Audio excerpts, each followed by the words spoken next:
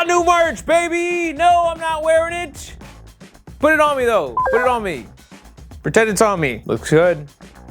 Mista.gg. The catacombs of Paris are believed to span about 200 miles. That's give or take the distance from, let's say, Gatlinburg, Tennessee, a family-friendly destination, all the way to Magic City. Just underground tunnel, home to the remains of more than 6 million people. You can get a tiny tour of about a mile of the catacombs for about 30 euros. Or you can discover one of the many other entrances located throughout Paris and illegally explore the closed-off labyrinth of the deceased, the Empire of Death. Now you might get caught, but if you do, you apparently only get charged about 60 euros, which is just twice the price of the admission ticket. So like all things considered,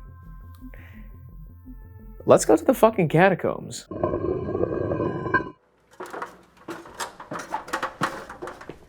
As Above, So Below is a 2014 found footage horror film that was filmed in the actual catacombs of Paris. Apparently the first production to do so with permission from the French government. And it's loosely based around the 9 Circles of Hell, Dante's Inferno, and also critics shit all over this movie. Like all that cool shit I just said meant dick all in their eyes. So, am I here to make fun of this movie?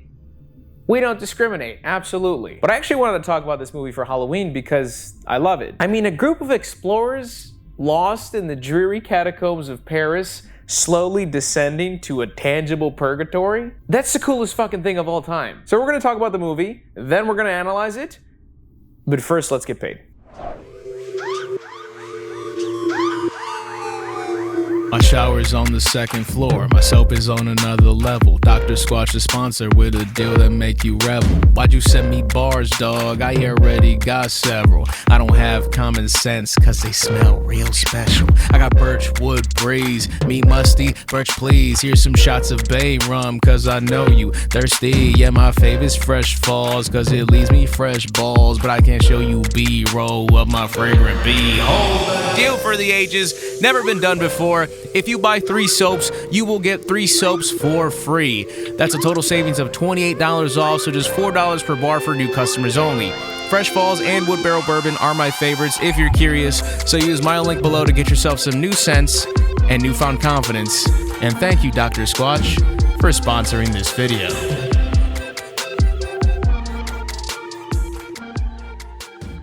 Our main character is Scarlett. She's perfect. Like what Steven Seagal forces screenwriters to write him in as, that's what she is. Scarlett Seagal. She has 2 PhDs, 1 master's, speaks 6 languages, 2 of which are dead languages, is a black belt in Krav Maga, breaks the law often and always gets away with it. Her one weakness? Her dad was a professional lassoer, and the last thing he caught was gravity. Her dad was obsessed with searching for the Philosopher's Stone, which can bring endless wealth and eternal life. Alchemist Nicholas Flamel was the one who discovered it, but after he passed, nobody knew where he or the stone went, although he did leave clues, and Scarlett has taken it upon herself to pick up where her dad left off. Now the movie makes it clear that she probably shouldn't. It's the quest of a madman. Like so far, she snuck across the Iran border, vlogged it like an idiot, Fadai's type beat. Raided a cave system that was set to detonate in a few minutes. In fact, it did. She was in a whole ass cave explosion, survived, and now she's planning to traverse through the catacombs 300 plus feet down halfway to hell. Literally. So she goes a little national treasure on us, gets the help of another whiz kid she's known for years, and while touring the public side of the catacombs, a fella tells him to go to this club to find Papillon. He'll take you to where you want to go. Then that guy vanishes. And they take this trustworthy guy's word and they meet Papillon. And I, for one, love Papillon. Mostly because I love saying his name, Papillon. So Papillon and his crew are essentially cataphiles, a term I learned while reading up on the catacombs. Cataphiles are real-life explorers of the catacombs who are a tight-knit group who keep their specific maps of it updated because pathways will flood, cave in, and a lot of them will have gatherings down there, like even parties. Honestly, it sounds kind of sick. Someone described it as like just being away from the world. I believe there's little to no bleeding of noise from the outside world, so it's peaceful, but still very dangerous at the end of the day. And ultimately, there was an emphasis on respecting the catacombs, which is nice. So you have Papillon, Suxi, another great name, and Zed. Now, we don't learn much about them, except that Zed does a De Niro. Oh, fuck, man. Oh, fuck. Goddamn accessory in this car. What about the light? What about this? Sorry. I thought we were still watching the clip. I also haven't mentioned Benji, who is Scarlett's cameraman. He will soon have the worst time ever, for no reason. Papillon only agrees to take them down because of a promised treasure. He wants half. So he starts getting them over to an entrance, and we kind of get right into the fun. There's a patrolman who jump scares us and tries taking down Pap right outside one of the entrances, but he fights him off and then starts throwing smoke bombs in his wake. Smoke bombs. Papillon has smoke bombs. You have to travel light down here. Water, food, first aid. But Papillon laughs in the face of essentials. And more importantly, the police will never catch Papillon. Just try saying it, guys, it's fun. Papillon's a bit of a cocky shit, but he plays it well, flexing his graffiti tag on the wall. The classic Pap smear, if you will. So down here, there will be tight sections to traverse, there will be water to walk through, and as we'll see right now, there will be people. There's a group of oddly dressed, some not dressed, painted women singing in a choir, and we actually recognize what appears to be the leader. It's the mysterious woman who had left the club while they were arriving. Benji even catches a shot of her staring as she walks outside. So to arrive to their destination, Pap tells them they gotta crawl through this tiny passage of skeletal remains. It's the only way. There's obvious pushback and even more when Scarlett spots a more direct corridor covered up with rocks. But Pap refuses to go down that way because that corridor is, simply put, evil. People avoid it for a reason. And he tells a story of an old friend of his that had gone down there and hadn't been seen since. Now, if you're really sensitive to claustrophobic stuff, this next scene's probably not for you. Maybe just turn the phone away and just listen to my voice for a bit. Benji gets stuck while crawling through the skeletal remains because remember, tiny passage. And we take our sweet ass time here. Benji's starting to panic, trying to move, failing. We still hear the choir in the distance and Scarlett won't shut the hell up trying to calm him down. I feel overwhelmed just watching this scene. It works well. And even worse, it starts to cave in, but Benji luckily gets out in time. But that's when they see this same corridor with the same exact rocks that they just took out. So they immediately think Pap's fucking with them, but he's lost for words. And left with no other option, they break the rocks down and enter in. And I like that as soon as they enter, they see Pap's tag and say, oh yeah, you've never been here, huh? But Pap swears it wasn't him. Then they hear a telephone ring in the distance. Pap tells them they used to run lines through here, but 50 years ago they took everything. So any type of telephone working, let alone ringing, is impossible. Shit is starting to get weird, and from here we don't stop. Scarlett's whiz kid friend George spots a grand piano down here that reminds him of the one he used to play as a kid with his little brother, but that one of the keys was messed up.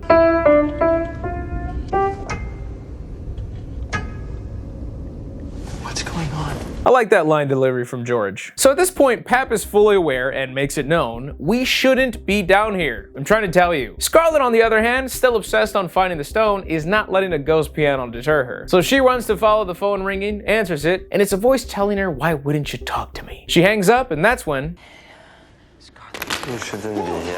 Latoup, Pap's old friend. Latoup translates to the mole. He's the guy who went missing. He's right here. And he's just fine. He's acting weird as hell, but he tells them if they want to leave, to follow him. And as they do, he eventually tells them the only way out is to continue going down. So he uncovers a hole and they rappel down it. And as George is going down, Benji's clip breaks and he comes barreling down, almost taking him out. He's alive, but unfortunately he was grabbing the ropes, falling all the way down. Listen, I don't know what the combs got against my boy, but after a claustrophobic meltdown, a near cave-in escape, Benji's hands are now skinned, burning. Everyone else is frankly unbothered. The sound then goes out in the cave. We all freak out for a bit and randomly see a child on camera. That's when Latoup brings him to a dead end. But a dead end only for the ignorant. Scarlett and George play a word association game of mythology and realize they're in a trap room where they have to move the correct slab to advance. Which they do. Scarlett doesn't miss. Only thing she misses are phone calls from her father after he's purchased rope. That's when they find a room with a dead knight who has not decomposed, even though he's been there 700 years. And more clues. Vitriol. Visit the interior parts of the earth. By rectification, thou shalt find the hidden stone. Chat, write that down. They find a passage of water. Scarlett takes a dive and they've done it. By golly, they've done it. Without so much as a scratch, ignoring Benji. By the way, Latoup can teleport because he just spawns in that room after they've all gone in there. And he's completely dry. But everyone's a little too caught up with the treasures to notice. And this part's a little stupid because sure, Scarlett is currently nutting, fawning over the stone and its story. But there's just no way in hell that it took her this long to realize that Pap and his cronies are trying to break down the gate that has all these shiny treasures behind it, because as a great man once said, It's a trap. The ceiling caves in right over them and everyone actually makes it out alive. I mean, Latobe definitely got caught in the rubble, but something tells me he's fine. Suxi is torn up on her forearm, but that's when Scarlet uses a stone to fully heal her. Everyone's amazed, and then they keep moving. Which that's another thing. Scarlet should have brought this up in great detail to them, because she just kind of says eternal wealth and health. They skip over that. They're like, treasure? Me like treasure. The stone can turn any base metal into gold. Endless wealth. So everybody should have realized that they didn't need this weak-ass little Jack Sparrow room of treasure. Or like at the very least, since Scarlet was in there first, she could have been like, oh no, yeah, no, that's bait. Yeah, guys, by the way, And like even without all of that, everyone's fully aware that there is a presence of traps here, considering they just left one room ago. And this is where Scarlet spots the symbol for as above, so below. This is as above, so below. That phrase is believed to be the key to all magic. It means that what is within me is outside of me. As it is on earth, so it is in heaven. Basically, as I believe the world to be, so it is. That's how she discovers that even though they're at the bottom of the catacombs, they're still able to go deeper, which they do, encountering a small passage with the written warning, "Abandon all hope, ye who enter here." According to mythology, that's the inscription over the gates of hell. What?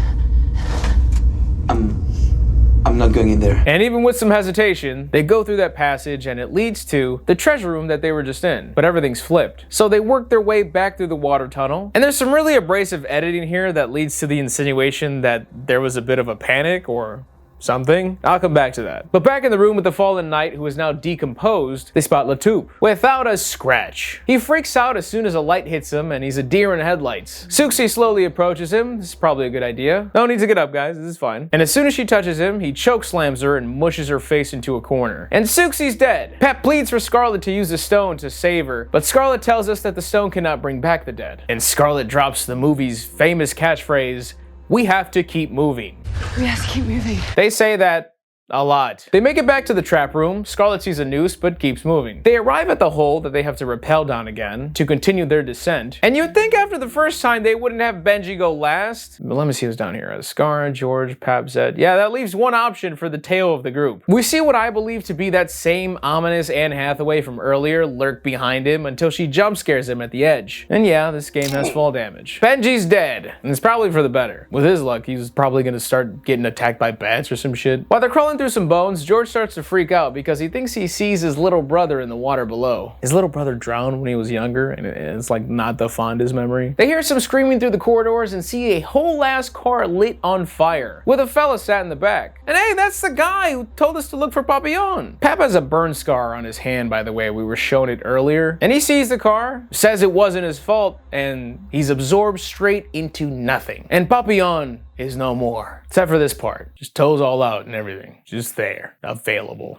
for whatever. Like if you wanted to. Hey, who would have thought Zed would make it this far, huh? I mean, I've seen the movie and I'm still surprised. Must be that De Niro impression. The Devil's Kryptonite. We get the obligatory annoying little dingleberry scene here where George grabs Scarlet. Whatever happens, the time I spent with you was the best time ever. Me too. They see a hooded figure running patrol and he's sat in a little rocking chair that doesn't rock. They're avoiding him, but their stealth is terrible, so they just wait for him to turn around and look at him. And while hiding, this happens. Jump scare warning. I just think it's a cool scene.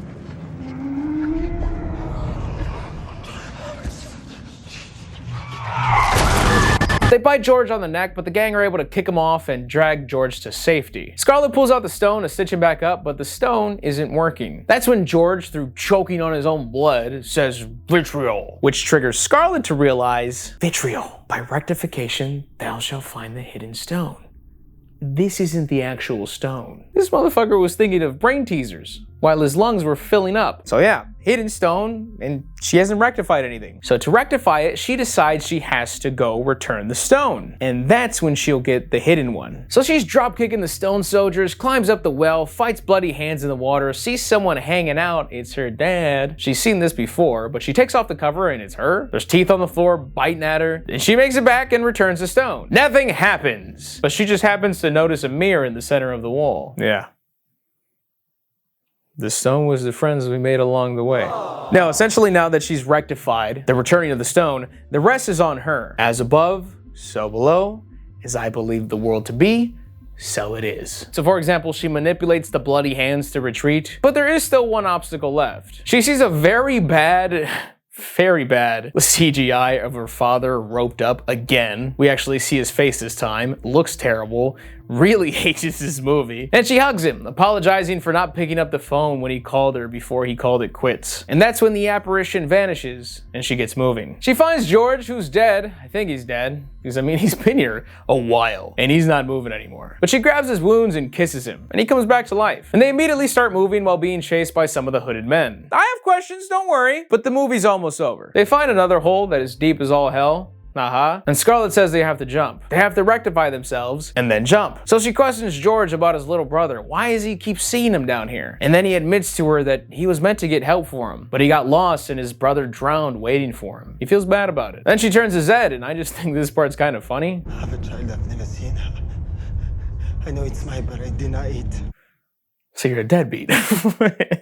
That was like Clint Eastwood. That wasn't even De Niro at all. They all hold hands, jump, and don't die from the fall. They think they're trapped till they see a manhole in the bottom. They can't lift it, but they can push it, which is what they do. They crawl out, flip, turn upside down, and it's just Paris at night. They group hug, don't say a word, Zed awkwardly walks off, and the two like birds hug. And we end with a little quote from Scarlet during her initial interview. The end. Let's talk about a few things. First off, do you get it? Rectification. Everyone had a thing, something bad about them, something they felt bad about, something that was haunting them that they weren't willing to deal with. I think the epitome of this is Papillon's death. He is directly confronted with his. With the burn mark on his hand, the fact that this kid's apparition was the one who persuaded Scarlet to drag Pap down with her, I guess there had to be some incident that resulted in this kid being burned alive, and Pap has refused to take any responsibility for it. And notice he is not dragged in until he says, "It wasn't my fault." Almost as if he had a small window to rectify it right then and there. And he didn't. Classic Pap. The classic Pap. We ended up understanding that Scarlet had not picked up her father's phone call before the event. George accidentally left his little brother drowning, I guess. And Zed had the unclaimed child. Because there's also that moment where we see that random ass kid for a second. Zed is the one that is holding the camera when that happens. Now we get into more guess territory. Benji. So he's attacked by the same woman, I believe. And when he's jump scared, that woman is also carrying a baby. I mean, looking at it now, I'm not even entirely sure if this is the same woman anymore, but let's assume she is. We can assume he's done her or somebody dirty in his life, maybe in Zed territory. Although that guess is kind of lame because it's just a duplicate. And I don't remember anything else being discussed about Benji's past to give us any clues. Now, some of the people who are more familiar with Dante's Inferno have pieced together some theories that I like it ultimately having to do with lust. It's possible that Benji was a dog and maybe he got a girl pregnant and she kept it and he's just kept being a dog. Or he made her not keep it. Like when we first see the woman at the club, sure, she looks weird, but Benji still takes the time to turn around and like zoom in on her and shit. It could be because she's weird, or maybe he's perving a bit. He also makes one comment earlier in the movie where they're talking about a woman, not in that way, and he's like, yeah, you know, but she's got nice legs. So, I don't know, maybe when he was recording the choir, it wasn't because he was interested in the choir. He was like, ooh, that's ditties. And he recorded a little bit too long. That's why the leader turned around. She was like, do you mind? Either way, he got. And I don't know if he had a window to rectify anything directly, like some of the others did. But I feel like, at the very least, the clip breaking was like a warning. Hey, you better rectify that thing, because next time, you're not gonna stop halfway. Suxi is another one that is not obvious, but I'm gonna guess it has something to do with Lataupe. Because when they first find him, he does let him know that you guys never came looking for me. Never, not once. Which involves Pap's whole crew, but maybe it's more of a direct shot at Suxi. Maybe that's her guilt, that she never checked up on her friend. Because she doesn't apologize when he says that. And it would make sense because everyone who died at the hands of their thing. Benji died by a woman with a baby, Papillon died by the burning car, and Suxi was killed by Lataupe. And even though he was always weird, he didn't become murderous until they crossed the halfway point into hell. So I like when they first see him there that he isn't talking all of a sudden, not even acknowledging them. And he reacts to the light as if he hasn't seen light in a very, very long time, let alone felt somebody's touch. That same thing could go for Benji's woman too. I mean, maybe that whole choir, like all the women he slept with. Probably not, but the same thing with that woman, she wasn't murderous until they entered that halfway point of hell. By the way, while reading about it, I've seen some people mention some of the more direct references from Dante's Inferno. That's not my strong suit. I will not be covering those, but I'm told moments like Papillon having his toes all out and the stone soldiers are examples of that. I'm more so talking about what I can get directly from the film. So what was up with the stone? Why did it work and then not work? Well, I think it kind of just plays into all of the traps, because you would grab the stone, use it once, and be like, oh, hey, this works, and then try to escape, trying to bank on it, even though it would do nothing. Also, that scene where they're going back through the water and there's all this weird, goofy editing, like something happened, I think that was because maybe they still had the stone and the passage realized, oh no, these guys fucked up. They still got the thing, so we're gonna do the thing. I don't know. I'm trying to reason something for it, or maybe it was like a shooting limitation or an easier way to get everybody out of the water. I don't know. So the stone had to be rectified by itself, but Scarlet still had to rectify her own thing for everything to work in conjunction. And once that happened, her thoughts could become things. And this is the point where I think everybody hates Benji. Right? Does everybody just fucking hate Benji? George dies. He has to die. And Scarlet rushes back to revive him because she's all powered up now. But if she knew she could do that, and she's coming back from the way we saw her go, she passes Benji. He's at the bottom of the hole. You can't miss him. So could she not have technically rezzed Benji too? Like, I know she said that the stone can't bring people back from the dead, but George looks pretty deceased when she pulls up on him. He looks an inch away from death when he first gets bit. And then she takes her time. He's not moving. If George is supposed to be alive, then okay, makes sense. But if he's not alive, I mean, she high-key could have rezzed Suxi too. She was also on the way. And hell, if it doesn't matter where your hands are placed on their body, you could have grabbed on the Papillon's piggies and brought him back while you're at it. The other kind of silly part at the end is where the hooded men are chasing them. Because one, once they find that final hole, those guys just stop being a threat, even though there's no way they got that far away. Like, they take their time talking about, you know, unclaimed children, but they're no longer a threat. And two, Scarlet has the power now. She made the hands retreat. She was one tapping the stone soldiers. I feel like these guys wouldn't even be an issue. And of course, the real question that everybody's asking, why did Zed live? And I know why, but you're not gonna like the answer. Zed lived because he was in a movie with Papillon. Pap couldn't have been the third. That would have been too perfect. Zed was so unimportant that he was able to successfully stay under the radar until the end. Because we needed a third. Somebody needed to be watching over George. And obviously Zed couldn't just randomly die at the end because Scarlet could then technically revive him. And while I'm talking, I guess George died waiting for Scarlet to come back, just like his little brother died waiting for him to come back. Even though he's not supposed to be dead, but he's dead. He's dead. And I guess we could talk about the Zed walk-off at the end. Like, he wasn't part of their crew, so it's not weird that he would just walk off. It's just a tad awkward, kind of fun. I don't know, maybe he went to go find his son, change his ways. I guess the only remaining question I have is, like, does Scarlet still have her powers? Was it only effective in hell, or does she still now have it? The powers of the stone. I mean, I know it doesn't matter to her because she's never cared about any of that. She's just a student of the game. She wanted to discover, she wanted to learn the truth, which she did. So I know ultimately she doesn't give a damn whether she has it or not. So I guess ultimately we shouldn't give a damn whether she has it or not. And without diving too much deeper, that is As Above, So Below. A poorly rated film that I really like, and I think can be a fun little spooky watch whenever. But fair warning, if you hate a lot of the snappy, cut pitfalls of found footage, you maybe won't love it. There are some sloppy moments like that, and at the end, they're just fucking flashbanging you for no reason. It's a bit much, but either way, buy the merch, Mista.gg. If you enjoyed this video, please leave a like. Here is your second reminder to please leave a like. Please subscribe because I have more content coming your way. Lovely patrons, they're the best. Mista.gg, new merch drop, check it out. New website, Gamer Subs, code Mista.gg, 10% off. And as always, I am Mista.gg and I am out. Happy Halloween.